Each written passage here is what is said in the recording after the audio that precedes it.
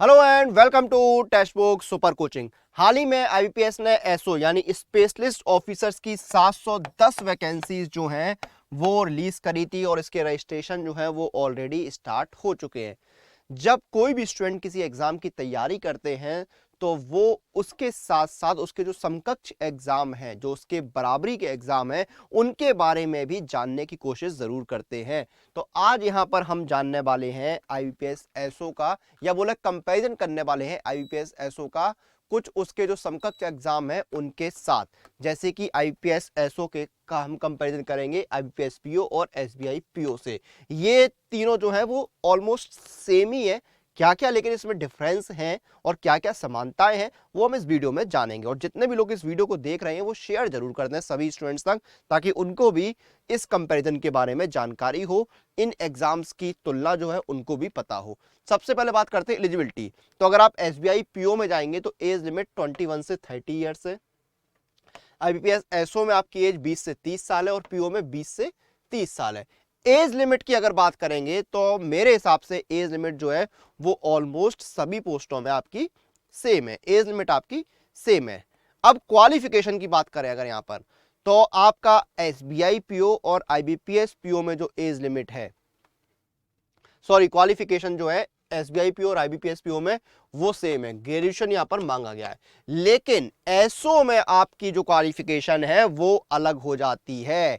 SO में हर post के लिए अलग अलग क्वालिफिकेशन मांगा गया है। जैसे आईटी ऑफिसर में आपके पास इंजीनियरिंग की डिग्री होनी चाहिए रेलिवेंट ट्रेड में। एग्रीकल्चर के लिए आपके पास जो है 4 साल की एग्रीकल्चर में ग्रेजुएशन होनी चाहिए या उसके समकक्ष होना चाहिए।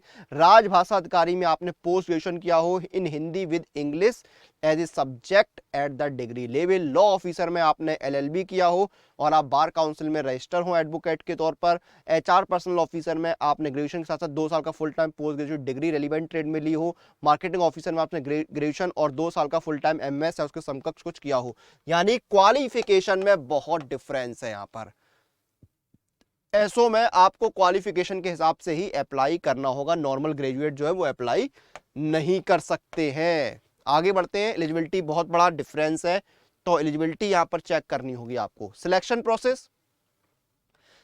प्रोसेस आपका ऑलमोस्ट सभी में सेम है। Prelims plus mains plus interview के आधार पर आपका सिलेक्शन होने वाला। सिलेक्शन प्रोसेस यहां पर सेम है, माइनर से डिफरेंस है, बाकी सिलेक्शन प्रोसेस आपका यहां पर सभी में जो है वो बिल्कुल समान रहने वाला है। एग्जाम पैटर्न देखिए, आईपीएस एसओ में क्या है आपका, प्रीलिम्स में आपका देखिए यहां पर क्या है, 150 क्वेश्चंस आते हैं 125 नंबर के।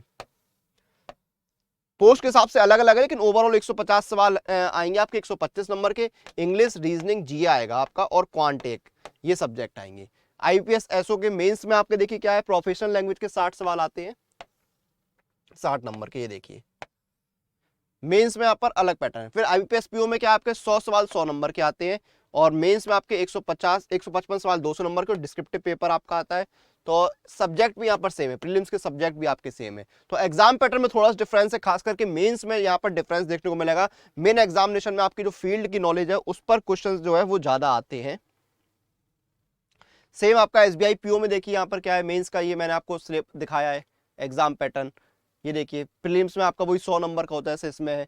तो एग्जाम पैटर्न में भी यहाँ पर आपको डिफरेंस देखने को मिलेगा। उसके पीछे रीजन यही है कि भाई एसओ जो है वो स्पेशलिस्ट ऑफिसर्स की पोस्ट है। स्पेशलिस्ट ऑफिसर की जो पोस्ट होती है उनमें आपका डिफरेंस जो है वो रहता ही है।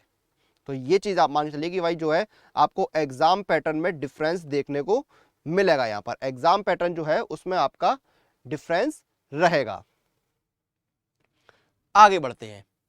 ये एसबीआई पीओ को ही मैंने आपको बता दिया।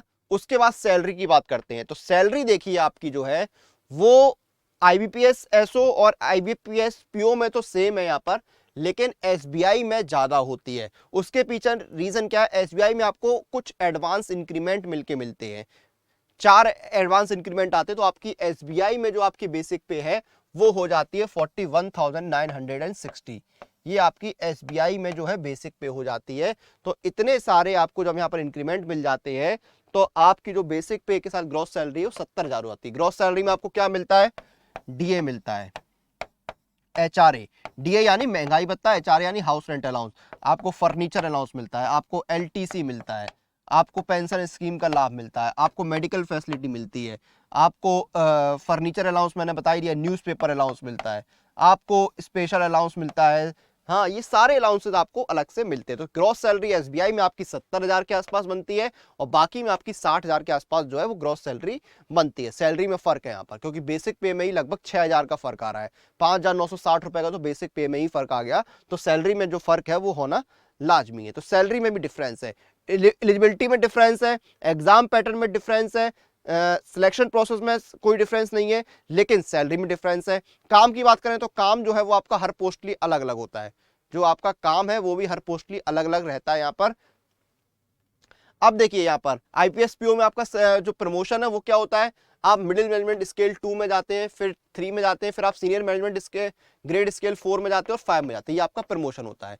आईपीएस एसओ में क्या है, आप ऑफिसर असिस्टेंट मैनेजर की पोस्ट पर लगे, फिर आपका अगला प्रमोशन होगा मैनेजर पर, फिर आप सीनियर मैनेजर बनेंगे, chief manager, assistant general manager, deputy general manager और जनरल मैनेजर की पोस्ट पर जाते हैं। एसबीआई में आप assistant manager, deputy manager, manager, chief manager, assistant general manager, deputy general manager, general manager, chief general manager, deputy managing director, managing director और chairman, इन पोस्टों पर promote होते हैं। अब जो प्रमोशन है वो भी कई चीजों पर डिपेंड करता है, आपके ऑर्गेनाइजेशन के रूल क्या है, इंटरनल एग्जाम होगा या कोई और सीनियरिटी बेसिस पर आपका प्रमोशन होता है, तो कई चीजों पर जो है वो आपके प्रमोशन का क्राइटेरिया यहाँ पर डिपेंड करता है। ये आपके प्रमोशन होते हैं। जॉब प्रोफाइल मैंने आपको बता दिया कि हर पोस्ट की अलग अलग होती है। एसबीआई पीओ और आईबीपीएस पीओ में ऑलमोस्ट सेम होती है, लेकिन एसओ की जॉब प्रोफाइल अलग होती है। जैसे एग्रीकल्चर फील्ड ऑफिसर में आपको कृषि से संबंधित जो है रूरल एरियाज में जो है स्कीम्स लेके जाना, हाँ, लोन की रिकवरी वगैरह, ये सारे काम आपको करने होते हैं। तो जॉब प्रोफाइल जो है आपका थोड़ा सा अलग रहता है पोस्ट के अकॉर्डिंग। तो ये चीज यहाँ पर हो गई, डिफरेंस हमने यहाँ पर देख लिया क्या डिफरेंस रहता है। तो जो मेजर चीजें हैं वो हमने यहाँ पर डिस्कस कर ली है। आईबीपीएस एसओ पीओ और आईबीपीएस पीओ एसबीआई पीओ के बीच में क्या डिफरेंस है वो हमने यहाँ पर डिस्कस कर लिया है। तो डिफरेंस की बात करें तो यहाँ पर काफी सारे डिफरेंसेस हैं। एसबीआई पीओ और आईबीपीएस पीओ जो है वो ऑलमोस्ट सेम है, लेकिन आईबीपीएस एसओ इन दोनों से अलग है कहीं ना कहीं। तो ये हमने यहाँ पर डिस्कस कर लिया है।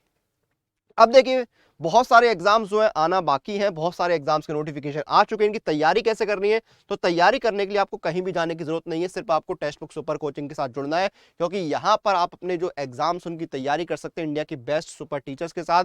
और अभी देखिए यहाँ पर आपको धमाका पैक में एक साथ 3 एग्जाम्स की तैयारी करने का मौका मिल रहा है, यानी आप एसएससी, बैंकिंग और रेलवे, इन तीनों की तैयारी एक ही सब्सक्रिप्शन में कर सकते हैं। और ये इंडिया के 3 मेजर एग्जाम्स होते हैं, एसएससी, रेलवे और बैंकिंग। यहाँ पर आपको इंडिया के बेस्ट सुपर टीचर्स की गाइडेंस मिलती है, जिसमें अभिनय सर, अनन्या मैम, नवीन सर, राजीव सर, इन सभी गाइडेंस मिलती है।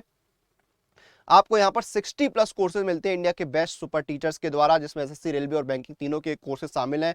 प्रीलिम्स, मेंस और इंटरव्यू की तैयारी होती है। डेली लाइव क्लासेस आपको मिलते हैं, इसमें current affairs, doubt, revision, strategy sessions रहते हैं। स्ट्रक्चर स्टडी नोट्स मिलते हैं आपको, कंप्लीट क्वेश्चन बैंक मिलता है, मॉक टेस्ट मिलते हैं और प्रीवियस ईयर पेपर आपको मिलते हैं प्रैक्टिस के लिए। और ये सब कुछ आपको बहुत ही किफायती रेट पर मिलता है। 12 महीने का सब्सक्रिप्शन आपका 3,499 रुपए का है। यहाँ पर इंस्टेंट डिस्काउंट के लिए मेरा कूपन कोड लगाइए अनुराग, ANURAG, अनुराग कूपन कोड लगाइए, आपको डिस्काउंट मिल जाएगा। ये देखिए आपका 12 महीने का सब्सक्रिप्शन जो है वो हो गया 2,274 रुपए का। तो इस ऑफर का लाभ उठाइए, क्योंकि इतने कम और किफायती रेट पर आप एक साथ 3 एग्जाम्स की तैयारी कर सकते हैं। 200 रुपए प्रति महीने से भी कम में आपकी तैयारी हो रही है। तो अभी इनरोल कीजिए। बहुत सारी वैकेंसी इन तीनों एग्जाम में आ चुकी है, बहुत सारी आनी बाकी है। तो अगले 1 साल का जो आपको वैलिडिटी मिलेगी इसमें, उसमें आप लाखों वैकेंसीज के लिए तैयारी करने वाले हैं। तो जल्दी इस ऑफर का लाभ उठाइए, कूपन कोड लगाइए अनुराग और अपने एग्जाम्स की तैयारी शुरू कीजिए।